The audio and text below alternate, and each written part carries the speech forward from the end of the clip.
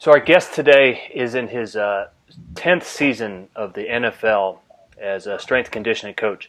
NFL Strength Coach of the Year in 2017. It's his second year as head strength coach of the Los Angeles Rams, the original LA team. Before the Rams, he was assistant strength and conditioning coach at the Miami Dolphins, and before that, 7 seasons at the Detroit Lions for a strength and conditioning coach. Even before the NFL, our guest today was at his alma mater, Toledo, where he was director of strength and conditioning to all sports, where he also played linebacker and was a walk-on. And I love the walk-on mentality, man. Our guest today also has a wife, Robin, and 3 children, Ted Rath. Ted, thanks so much for joining us, man. No, my pleasure. I appreciate it. I'm humbled to be on here, and I appreciate you asking me. This is awesome, Dr. Bell. Thank you. Ted, let's start it out. What is mental toughness to you? You know, mental toughness, and a lot of people ask that, and can you develop it through players, and what gets there, and what do you see with the guys at this level? And me personally, I just think mental toughness is having the ability to overcome adversity. So adversity is something that's going to attack everyone at some point in life, and some people more than others, some people less than others, depending on what your outcomes are. But I think mental toughness is having the ability to turn that into a positive. So mentally tough individuals respond to every situation positively or negatively.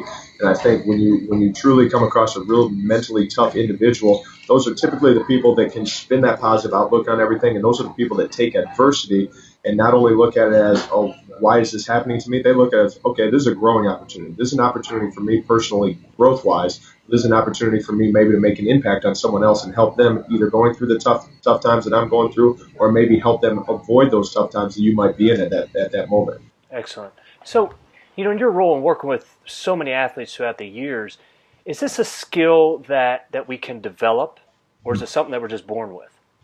You know, it's nature nurture. I think you get a little bit of both. So I think when you truly come up in the ranks, whether it's in athletics or in the business world or whatever you do in a leadership type role, I think you naturally grow by being put into those situations and thrust into them. So how do you grow? I think there's a little bit of a nurture there. So depending on your mentors and the people that you have grown up with and the people that you have learned from, I think there's definitely growth that's available, and that's an opportunity there. You have to be willing to grow. And some of that, where that comes into play, and the thing that I've always found is ownership. If you're willing to take ownership and you're willing to look at yourself critically in the mirror, and our head coach, Sean McVay, does an incredible job of presenting this in a way to where the players see this, and he talks about it a lot. Look at yourself critically in the mirror.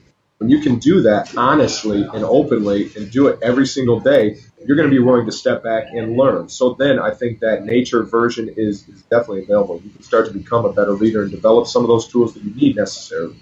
Now, I think you're also ingrained with certain personality traits. Some people are brought up and you look at a guy and you say, that guy's got leadership ability. That guy's got the capability to do it. But I have seen people grow, even at this level in the NFL, even years into their career, to where they've grown and they've changed. And a lot of it comes from a new coaching staff or a new player that's on a team that might be a different vet. So I definitely believe that there is nature, but there is nurture. I think you can raise some of those traits, but I think you're inbred with a lot of them as well. Yeah.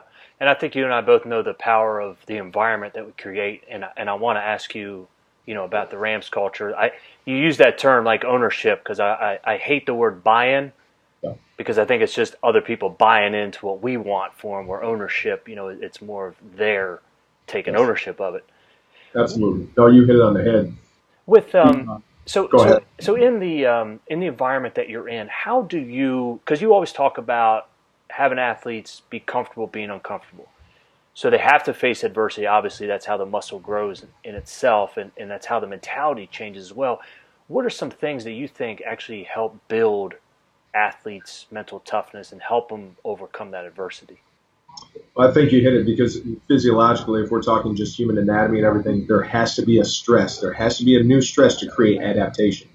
So unless you take the tissue beyond what it's used to or beyond what the human mind is going to recruit as far as motor units and muscle fiber, you have to take it a little bit beyond that point to stress the tissue, and then you'll bring in that adaptation in a positive way. So you get supercompensation, you become stronger or more powerful or more neurologically efficient at recruiting fiber and motor units. If you look at the human, just us interaction-wise, I think the same thing applies to mental toughness. Unless you have been brought into a situation where you have to be incredibly uncomfortable, because let's be honest, as humans, we want to be comfortable. That's what we come back to. We want to feel safe. We want to feel in a good environment, and we want to feel protected at all times. So it's not until you get into that point where you are brought out of those situations, you are made really, really uncomfortable, that you have to go through a similar growth process. You have to adapt, and you have to go through that growth and figure out, all right, how am I going to be more efficient in this uncomfortable situation? Because realistically, this is my situation now. I would love to be more comfortable, but now I have to attack this. Now I'm going to be a better person at attacking this situation. So I think it's very similar, just as a mental side to the physiological. I think you still have to get stressed in order to adapt and become a more mentally tough individual. And do you think, I mean, obviously there's a programming standpoint, but do you think it also comes then to the role of the coach and because obviously we're going to fail if we're faced with adversity. Right. How does that role come into your play and then just with coaching, grown men and athletes? That's a great question, because how you look at it, how do strength and conditioning professionals periodize certain programming times of the year? So if it's in season versus off season, if we're in a power phase versus a strength phase, there's ways that we can program around trying to create the change and the stimulus that we want for that adaptation. I think from that, as a coach, you look at practice. We always talk about let's practice how we play and let's play how we practice. How do you create those stressful environments? Because realistically, in a game situation, you are going to run into a situation that's not ideal. So if it's third down and long, you probably didn't want to get into a third down and 15 situation because you had a couple penalties. But realistically, you're going to come across that. So I think stressing the athletes mentally in practice and putting them in that situation becomes critically important, because unless you put them in that situation, they felt it in game-like situations. Once they feel it on Sunday, the most critical time of the week, you don't want that to be the first time they've experienced that specific feeling, because you don't know how they'll react. Right. Put them in stressful environments, teach them, and then learn from how they react, and then hopefully promote a better positive reaction the next time, the next time, the next time. And do you have, do you have an example? Yeah, I mean, realistically, how we practice, we'll put our guys into specific situations. So if it's a fourth down and it's the end of the game or the end of a half, and we have a play clock that's set at 2 seconds, there's multiple scenarios that we could possibly go through, and then that changes based on the end of the half and the end of the game. So we'll literally do that every single day. And our special teams coordinator, John Fossil, does a phenomenal job of doing some of our football in-game management stuff. So when we look at every situation we can come across, we've practiced it multiple times. So honestly, the example would be daily. We do it every single day. Every time we step on the practice field, we're creating those situations, and then we'll talk about them in the meeting room, and then we'll come out and actually physically perform it. So they've seen it, they've heard it, they've been coached through it, and then they feel it. And then they feel it, then they have the debrief from it as well.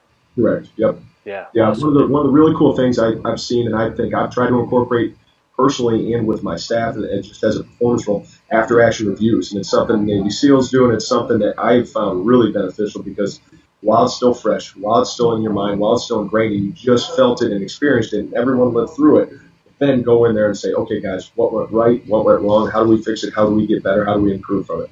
Yeah, boy, they really are good at that too, aren't they? Absolutely. Yep. One of the things that really impressed me when we met at the Combine was your staff, and just it seemed like everybody, even there in an off environment, was still dialed into the same page. What's the culture like where you're at? Yeah, the first thing, once again, our head coach sets it. So, Sean McVay has done a phenomenal job in creating that culture where it's safe to take ownership, where it's safe to ask questions, why, not in a disrespectful, but in a curiosity manner. And he's created that, and I think that's trickled down. So even me within my staff, I've tried to create the same type of comfort. Everyone wants to feel safe. Everyone wants to feel connected. So I think once you develop that, it can't be, I got to trust you first before I'm going to be vulnerable. I think vulnerability should come first. Once you're vulnerable, then the trust develops. So I think it has to be organic, but part of that is hiring the right people, bringing in the right staff members, and then everyone grows organically together. So we're friends on work time. We're friends outside of work time. We have young families. We have a lot of things in common just in life. And that was one of the things that was important to me, honestly, when I was picking a staff and when I'm looking to hire people. It's what's your life? Where are you at in life? Do you have young children? What are your goals? Not just football, but what are your goals to get to in life? Do you go to church? Are you a Christian? Just simple things like that. Not that I'm going to hire or fire based on those things, but just trying to get to know the individual. And then if I know what makes you tick, I can have a better interaction with you, and that's going to help me communicate with you better. Yeah, nice. You mentioned something there, being vulnerable and then that trust aspect. Boy, that's really tough, right? I mean, as grown men, to lead kind of with our worst foot forward. Yeah. How How do you recommend we do that, like as coaches, from the coaching standpoint? Get rid of ego at every way possible, and that's the hardest thing to do. Once again, human nature, man. It's hard to admit when you're wrong, but once again, if you get to the point where you're able to look at yourself critically and say, man, I really screwed up. And those are some of the most important words that you can ever say in a leadership role. Guys, I really messed that up. I'm sorry. I'll get it better. I'll be better for you next time. How can we grow together? Do you guys have any recommendations, suggestions? So I think getting to that point is the most difficult thing probably I've ever done personally. But once you get to it, that becomes so rewarding because that vulnerability does take on a new trust level. And then once you do start to develop that trust, all bets are off. You can only have success when everyone is truly on the same page and working for each other for a common goal. Yeah. I like that, man, because I always say ego is easing God out. Absolutely. Love it. Coach, one of the things that I always like to touch on is individuals' hinge moment. So that one person, one event, or one moment that makes all the difference. Can you share with us your hinge moment? Yeah, it's funny because I went back and I've thought about this a lot. And there's a number of things that have happened in my life that have shaped things, even having children and things like that are just some of the things that change you to the core of who you are and your morals and your values and everything else. But the big one for me and being in the NFL and a coaching position is everyone's going to get fired or everyone has been fired at some point. So the first time I got let go from a position was in Detroit. I got let go from the position and we had a structure change at the top. We had management change with our front office. We had a new GM, new team president. They basically said, we're going to make a change here for the sake of change. To me, I'm not going to say I agree or disagree. It's the craziest reason I've ever heard, but I said, okay, I understand that. I appreciate the opportunity.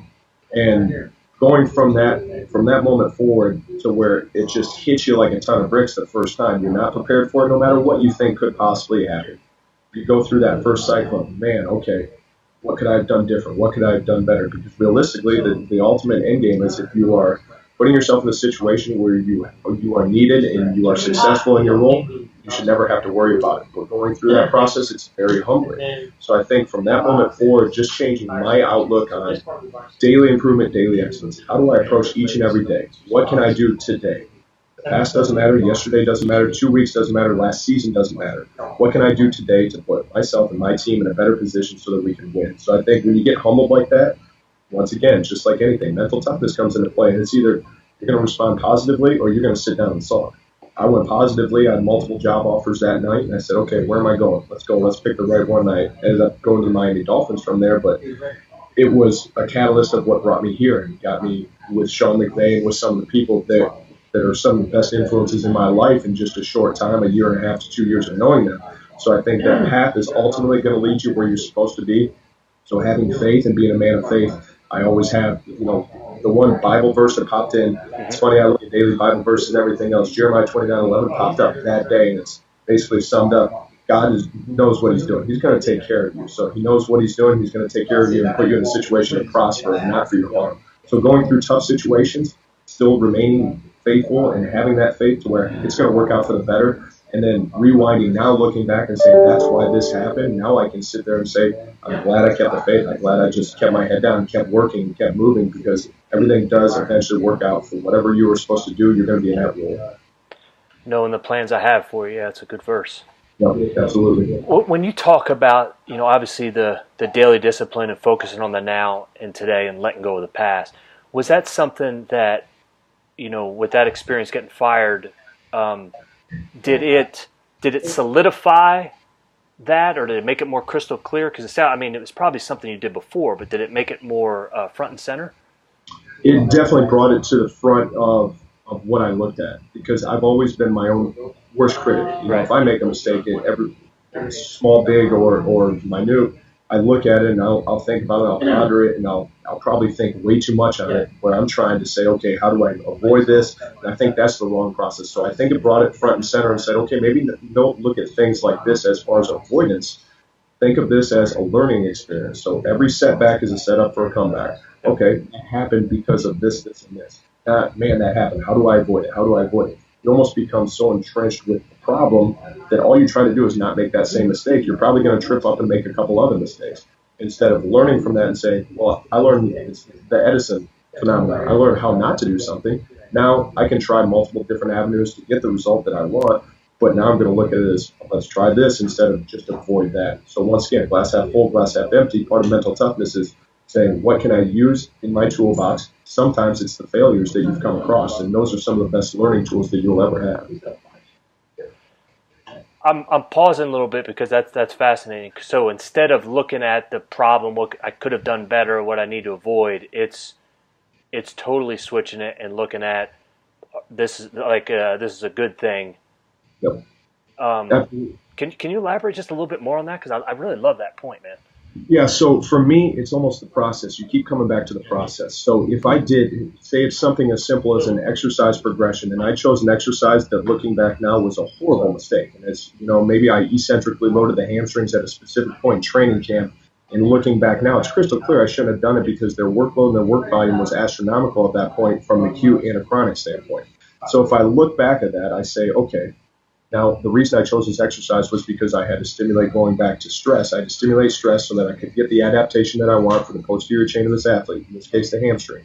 I need to develop strength, power, and explosiveness in the hamstring so that the athlete can play.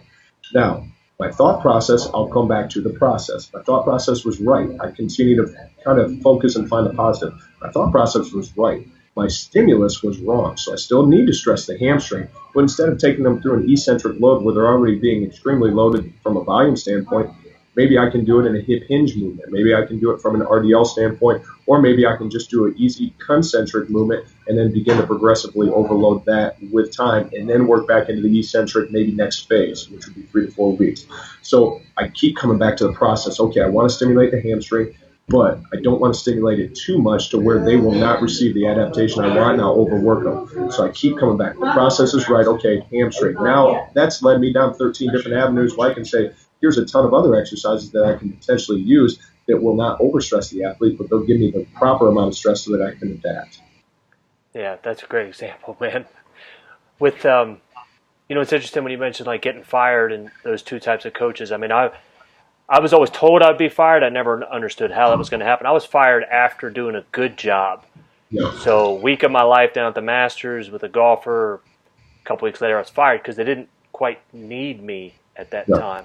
And, man, boy, that's a real painful experience to kind of go through, as a coach. Absolutely. What is it about, when it comes to coaching in your field, and your passion about what you do is really evident. I think you obviously bring that every day. But what is it about with the NFL that most people don't know about, being a strength and conditioning coach and in charge of so many people? And it's the hours are brutal. I think some people understand that now. I don't know if they truly understand just the commitment that it takes. And when you do have a family and you have commitments outside with life and raising children, things like that, it is a balance. And I say balance because some people will say it's a struggle and it's work-life balance is impossible to do correctly. I think everything's possible to do correctly. So even having a staff where our head coach allows our children to come into the building and we can develop that work-life balance within our culture helps everyone. But I think that people don't realize how much work really goes into this. And the public, God bless them, because we have phenomenal fans in the NFL, especially with the Rams. They see Sunday, and then some of the questions that you'll get are almost dumbfounding because they say, well, what do you do in the offseason?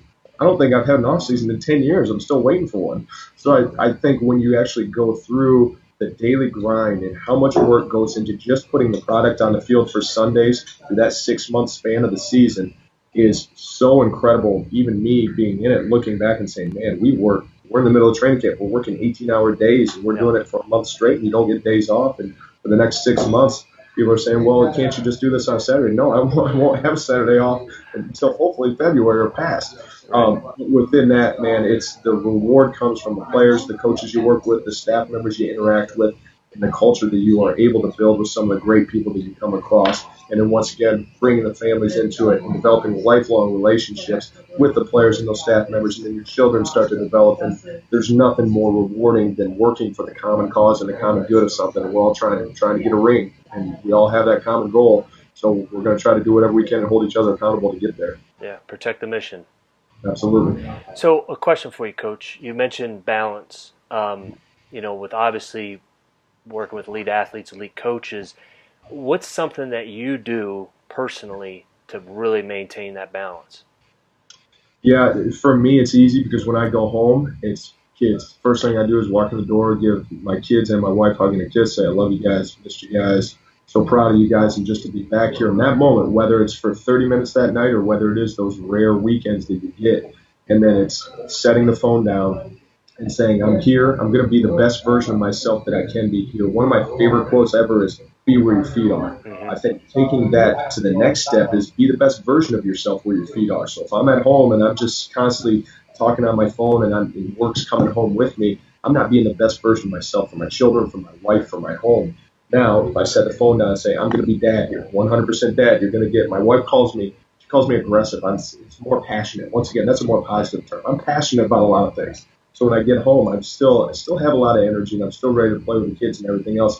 But that needs to transform into my number one primary goal, and that's being 100% of me as a father, as a husband. And then when I'm at work, it's got to completely transform. That's got to be me. You're the strength and conditioning coach. It's got to be you 100%. Find the best way to do this job and do it at a better level each and every day. Well, get after it. Yep. You know, and I think you and I both know then the real mentally tough one has to be the wife, Robin, and everything.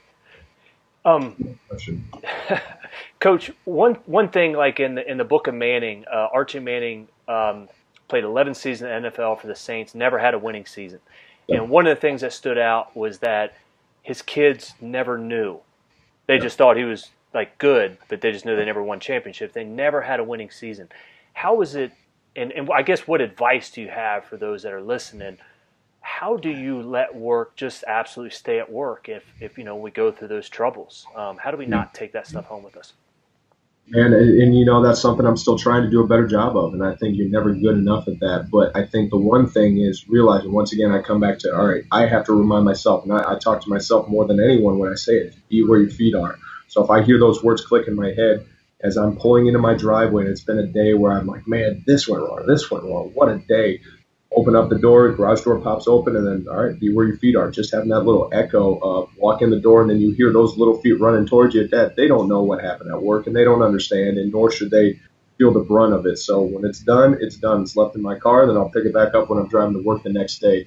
But I think constantly reminding yourself of those and just kind of the blessings that you have when you sit back and look, say, man, it's going to be okay. It's a great day. Open up the door, and you still have those loved ones sitting there to come accept you, whether you won, lost. They don't care. You know, they're there for you. And I think that's the biggest fan in your life is going to be your family. So when you walk into that door, I think my job is to remind myself, hey, this is not my place to bring home work. They don't need to hear whatever happened today. Even on the positive side, we'll all celebrate if we have a great win. Yeah, absolutely. But that the Manning quote is phenomenal because I love that too. How my children, my goals, I hope they never know. If we win the Super Bowl, they'll understand because they're probably going to get some new toys, and Dad is going to spend some money on stuff. But other than that, I don't want them to understand a day that goes by, whether it's a good day or a bad day at work. If I do that, then I've failed that day just as a father. I firmly believe that. Yeah. And that's probably then a big part of it. I mean, it's just absolutely shutting everything off, all technology-wise, getting home. Yep. Yeah, that's tough too. It's tough because the phone's going to ring and it's going to vibrate. And just a big thing for me is just don't check anything until the kids are in bed. And if it is an emergency, obviously someone can get a hold of me. But you know, just setting it down and saying, "Here's where I am. I'm with you. Let's go." Yeah, fantastic, man. With when it comes to mental toughness as well, those that are listening to it obviously from a lot of different areas. But what's something about mental toughness that we can do? You know, either on a daily basis, what's something that you recommend that we do in order to work that mental toughness muscle? That's a great question. I think the one thing coming back to football and just how we prepare, once again, we put our athletes in stressful environments.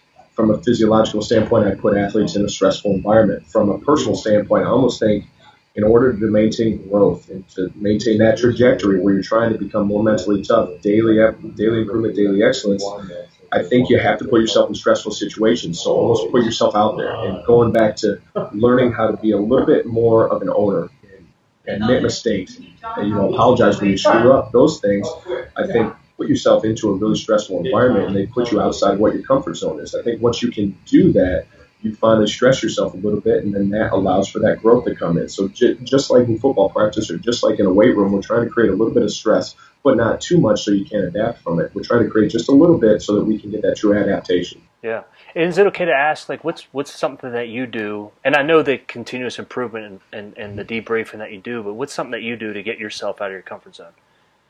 It's really that. It's, if I'm writing a program that's giving it to my staff and saying, guys, poke holes in this. What can we do better? Yeah. All bets are off. It's okay. Come to me with any idea. And I think they know that and they believe that. But I want not confrontation, but I want pertinent discussion that's going to lead us to better results. How do I do that? I have to take my ego out of it first and foremost and say, guys, all right, here's what I've laid out. This is the best I got right now. Tell me how I can be better and tell me what I did not do right. And in doing that with your staff, then they take ownership of that piece as well. Is that right? Absolutely, and I love how you keep coming back to ownership because it should be a partnership.